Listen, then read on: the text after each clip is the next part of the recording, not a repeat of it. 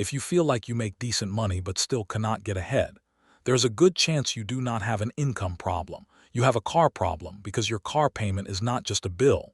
It is the thing quietly keeping you middle class. Picture average Dave driving a shiny new Ford F-150. Clean paint, big wheels, nice interior. Dave waves at his neighbor like he made it. But Dave does not look rich. Dave looks financed. Because Dave is driving a $60,000 truck on a $60,000 salary. And that is not rare anymore. It is normalized. Look at the numbers people ignore. Average new car payment, around $736 a month. Average used car payment, around $530 a month. Now pause and really feel that. A lot of people are paying more for their car than they contribute to retirement. They are literally driving their 401k to work, and it is losing value every single mile. And today I am going to show you the math dealerships hide. The math that turns it is only $700 a month into why am I still broke at 40? Because this one metal box might be the only thing standing between you and millionaire level net worth. The reason car payments are so destructive is not just the payment. It is what the payment prevents. Every month you pay the bank $700. You are giving up the chance to invest that $700, build a down payment, pay off high-interest debt, or simply create safety and breathing room. This is opportunity cost. And it is the most expensive invisible force in personal finance. People feel a repair bill. People feel gas prices. People feel insurance. But they do not feel the future they deleted when they signed an 84-month loan. So let's put real numbers on it. Person A, the car payment person. They pay $700 per month from age 25 to 65 because they always upgrade. New car, trade in. New loan, repeat. Person B, the investor. They drive a $5,000 paid-off beater, and they invest that same $700 per month into a diversified stock market portfolio. For example, a low-cost index fund approach. We will use a 10% average return as an illustration. Not a promise. Markets move. Real returns vary. Now, if you invest $700 a month for 40 years at an average 10%, you are in the neighborhood of $4 million. Let that land. Person A ends with a driveway full of rusted metal worth very little compared to what they paid. Person B ends with an investment portfolio worth millions. So that F-150 did not cost you $60,000. It cost you $4 million. And yes, nobody earns 10% guaranteed. Correct. This is an example to show compounding. Even if you use more conservative assumptions, the direction of the math does not change. The car payment is still a wealth killer because the real enemy is not the truck. It is the habit of paying interest and depreciation instead of building assets. So if the math is that brutal, why do we keep doing it? Because of psychology. Trap number 1. I need it for safety and reliability. This is the lie we tell ourselves to justify the heated seats. I need something reliable.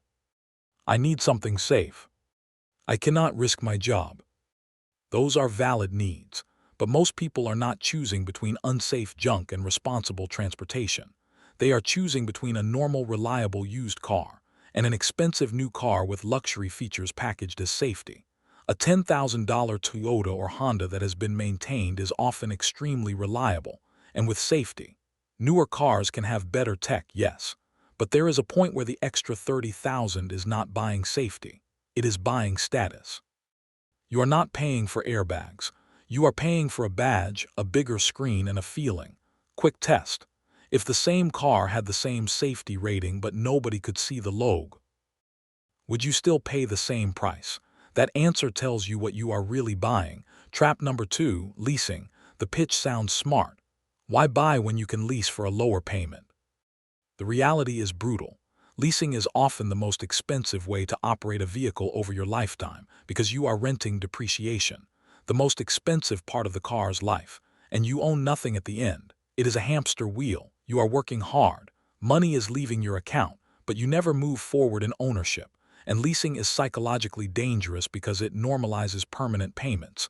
You stop thinking, how do I get to paid off? You start thinking, what payment can I live with? That is not progress. That is subscription life. Trap number 3. The payment ratio and the bank's approval lie. The bank says, you qualify. People hear you qualify and translate it as you can afford it. No, you qualify means we think we can get paid. Just because you can make a payment does not mean it is a good use of your money. Here is a rule that cuts through the noise. If your car engines have a higher value than your investment accounts, you are failing, not as a person, as a strategy, because you are storing wealth in a thing that goes down, instead of a thing that can grow. Another quick check. If you had to sell everything you own tomorrow, would your financial life improve or collapse? If the answer is collapse, you do not own your lifestyle. Your lifestyle owns you. And the most common chain on the ankle is the car payment. Now let's talk solutions, because I am not here to just yell at people for wanting a decent ride. I'm here to give you a path out. Step 1, the beater phase. Yes, it bruises your ego. You buy an ugly, reliable car for $3,000 to $5,000, ideally something like a Honda or Toyota, and you pay cash. Is it glamorous? No. Is it a shortcut to wealth? Yes, because the goal is not to look successful. The goal is to become financially free. A paid-off beater does two things immediately. 1, it deletes the payment. 2, it frees your monthly cash flow to build assets, and cash flow is everything. Step 2, create a ghost payment. If you used to pay $500, $600, $700 a month to the bank, you keep paying it. But you pay yourself. Automatic transfer into a separate savings account. Every month, not when you feel like it. Automatically, this builds your next car fund, and it keeps you used to the discipline of a payment without debt. In 10 months, if you save $500 a month, you have $5,000. Add the value of your old beater, maybe $3,000. Now you can upgrade to an $8,000 car without borrowing. You just leveled up without interest. Step 3, the upgrade cycle. Sell the $5,000 beater, buy the $8,000 car, keep the ghost payment. A couple years later, upgrade again.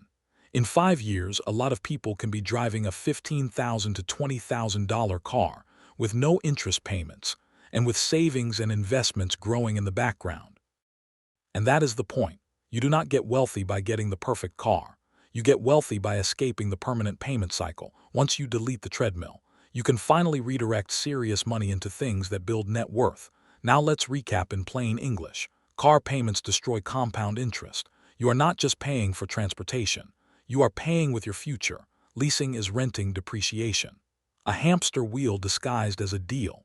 And status is the enemy of wealth. If your decisions are built to impress people, you will stay broke. Rich people ask, how much does it cost? Poor people ask, how much is the monthly payment? Change the question. Change your life. So I want to challenge you. If you have a car payment right now, calculate the opportunity cost. Take your monthly payment and ask, what would this become if I invested it consistently for 20 or 30 years? That number might scare you straight, in a good way, and tell me in the comments, what is your monthly car payment right now?